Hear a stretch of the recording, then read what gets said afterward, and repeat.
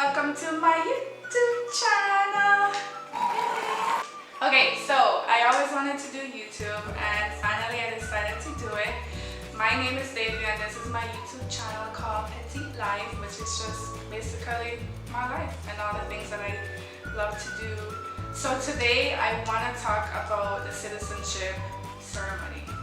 This is something that when I was going through my citizenship, I searched all the YouTube videos I could find just to see what the process was like, but I couldn't find like personal footage from persons just explaining what this is like. So I am going to go ahead and let y'all know what the process is like for me. So if you want to know how that goes, then just keep watching. I applied for my citizenship last year, October 2019, the end of October. And within 2 weeks, they responded to me. I think it was like early November that I had an appointment. That appointment, I had to go in to retake my picture. I didn't have to do my fingerprint because they already had that in the system before, because I kind of did my tenure and my citizenship back to back. So I went in, I took my picture, I got the booklet and everything for the test. But that's a different story. I can do another YouTube video on what the test process is like. So anyways, after passing the test, I will schedule my appointment for my ceremony 2 weeks after I had passed my citizenship test. But due to COVID, unfortunately, it was canceled. I was a little bit bummed. It was actually canceled the day before we were on lockdown from COVID, right before the pandemic hit. So they called me the day of my ceremony to let me know that they're gonna cancel. So that was a bummer. So months had passed and I waited. And then finally I got something in the mail that's saying your appointment is scheduled for your ceremony. And I was like, okay. I wondered like, okay, is it gonna be a week out? Is it gonna be a month out? To be honest, when I received my letter on a Wednesday, I think it was, my appointment was the Friday. So lucky enough, my job was pretty lenient and allowed me to go to my ceremony. So the appointment was held at the USCIS office in Reno, Nevada. That's where I live. And it was for 2 p.m.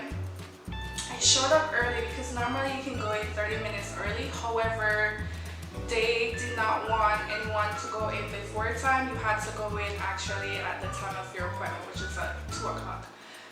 And what else? So you have a piece of paper that you have to fill out that they give you after your citizenship test, which basically entails any changes that happen after your citizenship. So have you been arrested? Have you committed a crime? Stuff like that. They want you to answer that the day of your appointment. You got to sign and then you got a date. So I did all of that in the car while I waited, for the ceremony or to actually get into the office. So we all lined up. It was pretty hot in Reno that day. We had to be 6 feet apart. And once we got to the door, they literally took our green card and they took like if you had like any other work permit or anything like that. There were 3 questions that they had on the glass door that you had to answer regarding COVID, like did you ever have COVID? Have you been around someone who has COVID? Once you answered no for those three questions, you had to wait to go in. And then if you have been to the USCIS office before, you have to go through that screening. So you gotta take off your shoes, you gotta take off your belt, put all your belongings in the basket, your purse. I had my phone. Actually, I turned it off, so I brought that in also. And then I went through the screening and I pulled up, as in walked to the actual door where the ceremony was. Again, the ceremony was at the USCIS office. And it was going to be virtual with the judge. So I pulled up to the door and they asked me for the paper that I had to sign the day off if there was any changes, since my tests and all of that. I handed it to them. I thought they were gonna question me about it, but they didn't ask me any question. They just took it. They asked me if there's any changes, and I think I told them that my address changed. She said that was fine. And then they handed me these photos. So, U.S. Citizenship and Immigration Services. And she asked me to go over my certificate, which I can't really show on camera because it has personal information about me. But she asked me to go over, whether my date of birth was right, where I live, my country of nationality, and if everything was right, spelling was right, go ahead and sign because you are leaving with this certificate. This is your official certificate. Again, it has your picture on it. So this is a real deal. So I signed because everything was good, and I waited because there were probably about 20 of us, so I had to wait until everybody came in before the ceremony started. So I sat there and I went to the program. So they do give you a program that says Naturalization Ceremony, Friday, June 19, 2020, United States Citizenship and Immigration Office Remote Ceremony. And then it's like basically the program. You can see that. So there's the oath of allegiance, the pledge of allegiance, presentation of candidates, oath of allegiance, closing comments, and presentation of certificates. So that's what's in that. They also said this one, it says a message from the President of the United States, which it looks like this. So I kind of read it in my spare time while the line was going. What else is in your packages?